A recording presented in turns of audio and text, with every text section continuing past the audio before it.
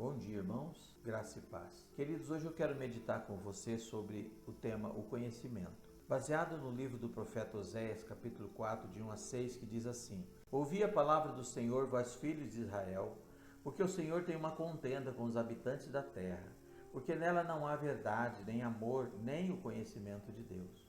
O que só prevalece é perjurar, mentir, matar, furtar e adulterar, e arrombamentos e homicídios sobre homicídios. Por isso a terra está de luto, e tudo que mora nela desfalece, como os animais do campo e as aves dos céus, e até os peixes do mar perecem. Todavia ninguém contenda, ninguém repreenda, porque o teu povo é como o sacerdote aos quais acusa. Por isso tropeçarás de dia, e o profeta contigo tropeçarás de noite, e destruirei a tua mãe. O meu povo está sendo destruído porque lhe falta o conhecimento. Porque tu, sacerdote, rejeitaste o conhecimento, também eu te rejeitarei para que não sejas sacerdote diante de mim. Visto que te esqueceste da lei do teu Deus, também eu me esquecerei dos teus filhos. Amados, quando eu leio esse texto, parece que eu estou ouvindo o programa do Datena ou lendo o jornal A Boca do Povo, de tão atual e vigente que é as demandas aqui apresentadas. Porém, eu quero levantar a seguinte questão: que tipo de conhecimento se refere o texto que acabamos de ler? Quando nós olhamos para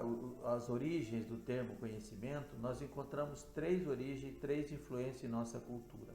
O primeiro é o conhecimento do latim, cognoscere. É o ato ou efeito de conhecer. É compreendido como resultado de um processo de aprendizagem não abstrato, ou seja, pela prática. O verbo conhecer em Oséias se refere ao verbo iadar, que conforme a época não tinha o mesmo significado que conhecer no grego, gnosko. O conhecer da filosofia era mais abstrato, por isso a ênfase no conhecimento filosófico, enquanto que o conhecer no hebraico é mais prático e experimental.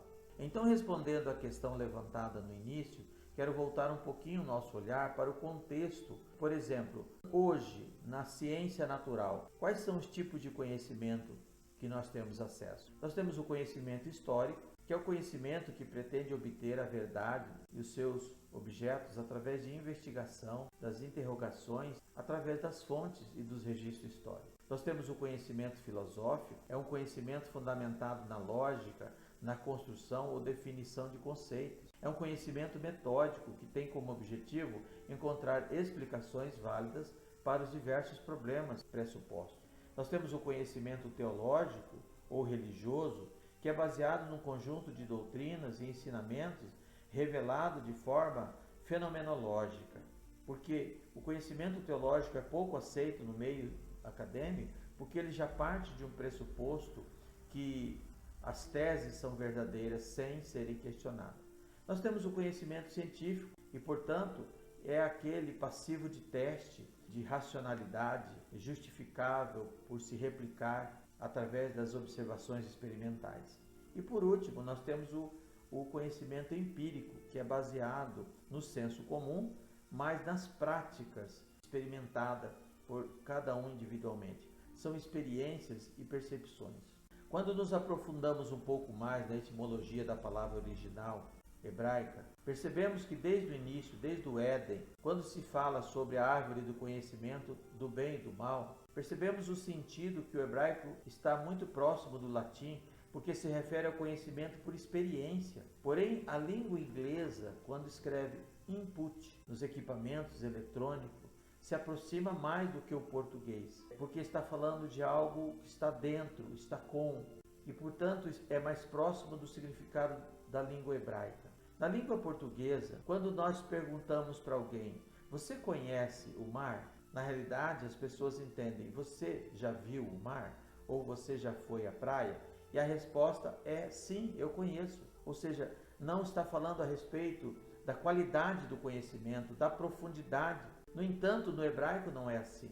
A pergunta no hebraico sobre conhecimento é: você esteve lá, com ele, nele, dentro dele?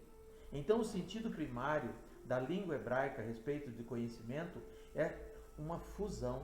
É você se misturou com ele, e daí vem o sentido registrado em Levítico 20, verso 12, quando a lei está versando sobre os tipos de relacionamento íntimo condenado por Deus. Ali os versos 12 diz confusão, ou seja, fazer uma confusão, quando diz para não se relacionar com animais. O verso 15, 16, 17, 19, 20, 21 fala sobre descobrir, que o sogro não deve descobrir a nudez da nora, ou seja, não tornar conhecido, uma vez que conhecer no hebraico é estar nele, fundir-se com ele, é não ter uma experiência de fusão dessa espécie, ali é condenado. Mas alguém poderia perguntar, que diferença isso faz ou faria à minha fé? Bem, primeiro é importante entender como funcionam os níveis de conhecimento. O estágio mais raso do conhecimento pessoal é chamado de assentimento intelectual.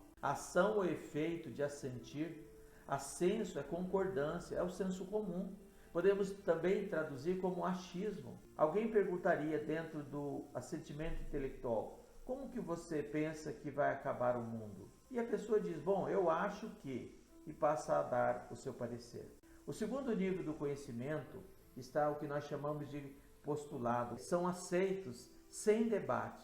Então são aquelas heranças que nós recebemos como crenças, como valores, e que perpetuamos ou reproduzimos sem sequer questionar ou reavaliar. Existe também o terceiro nível, que é o conhecimento formulado. O conhecimento formulado é aquele conhecimento organizado em formas de currículo ou de doutrina. O corpo de doutrina de uma denominação, por exemplo, é um conhecimento organizado. Então a pergunta foi, que diferença isso faz ou faria à nossa fé? Ora, é evidente que quando o profeta Oséias está dizendo que o povo dele, nós, perecemos por falta de conhecimento, é lógico então que ele não está falando de achismo religioso. Ele não está falando de conhecimento histórico. Lembremos que Nicodemos, quando esteve com Jesus, já era rabino e, portanto, ele tinha conhecimento histórico e teológico. Também Oséias não está falando do conhecimento postulado, ou seja, não está falando que o povo dele não tinha doutrina. Para quem tinha a Torá, a Mishnah e o Talmud, o que esse povo mais tem é doutrina. E também não está falando de conhecimento formulado. Então, de que conhecimento o profeta Oséias está falando? Está falando do conhecimento empírico. Jesus disse a Nicodemos, você precisa nascer de novo. Você precisa ter uma experiência pessoal com Deus, aquela que Abraão teve no encontro das teofanias, Isaac no deserto, quando abriu os céus, Jacó no val do Jaboque e a igreja de Jerusalém, quando esperou a descida do Espírito Santo. Você precisa sair dos limites do campo da teoria e da teorização a respeito da fé. Quantos cristãos estão numa prática de fé de achismo, outros numa prática de fé de tradição e outros em aceitar que sua igreja tem a doutrina certa, mas ele mesmo não tem nem convicção nem vida a respeito daquelas doutrinas. Lembremos, amados, esse conhecimento de Deus hoje revelado na sua palavra significa, primeiro, que quando chega a tentação, ela argumenta conosco e só venceremos se conhecermos a palavra de Deus. Lembremos que na tentação de Jesus, o diabo começou sempre citando a Bíblia, porém de forma equivocada, e Jesus respondeu e corrigindo o texto no seu sentido verdadeiro. Quem não tem esse conhecimento, sua fé não tem fundamento, ou seja, sua fé não está fundamentada. E é claro, queridos, que aqui no contexto, Deus está falando também prioritariamente aos sacerdotes. Por quê? Porque eles são responsáveis pelo ensino, pela correção, pela exortação e instrução do povo em toda a justiça de Deus. As ovelhas irão por onde seus pastores as levarem. Que nós possamos, amados, não temer, manifestar e revelar o conhecimento de Deus segundo a sua palavra. Que Deus nos ajude fraternalmente em Cristo, pastoreando.